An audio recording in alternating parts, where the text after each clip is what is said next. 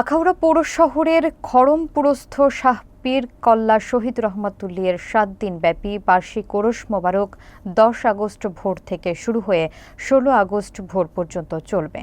ওরস উপলক্ষে প্রতিদিন সন্ধ্যায় জিকির, মিলাদ মাহফিল ও দোয়া অনুষ্ঠিত হয়।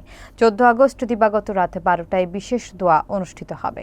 বিস্তারিত দেখুন শফিকুর রহমান শাহিনের প্রতিবেদনে।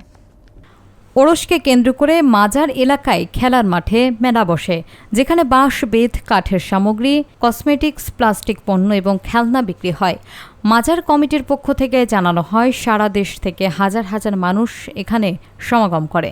ওরস শান্তিপূর্ণ সুষ্ঠুভাবে সম্পন্ন করতে পুলিশ, আইনশৃঙ্খলা বাহিনী, খাদেম ও স্বেচ্ছাসেবকরা কাজ করছেন। ফায়ার সার্ভিস এবং মেডিকেল টিম সার্বক্ষণিক প্রস্তুত থাকবে ও সিসি ক্যামেরায় মাজার এলাকা পর্যবেক্ষণ করা হবে। মাজার পরিচালনা কমিটির সাধারণ সম্পাদক রফিকুল ইসলাম, খাদেম মিন্টু সকলের সহযোগিতা এবং উপস্থিতির আহ্বান জানিয়েছেন।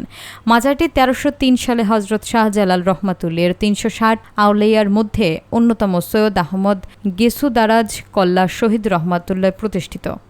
প্রতি বছর এই ঐতিহাসিক স্থানটিতে বিশাল জনসমাগম হয়। আখাউড়া থানার ভারপ্রাপ্ত কর্মকর্তা জামিল উদ্দিন জানিয়েছেন, নিরাপত্তার জন্য প্রয়োজনীয় পুলিশ মোতায়েন রয়েছে।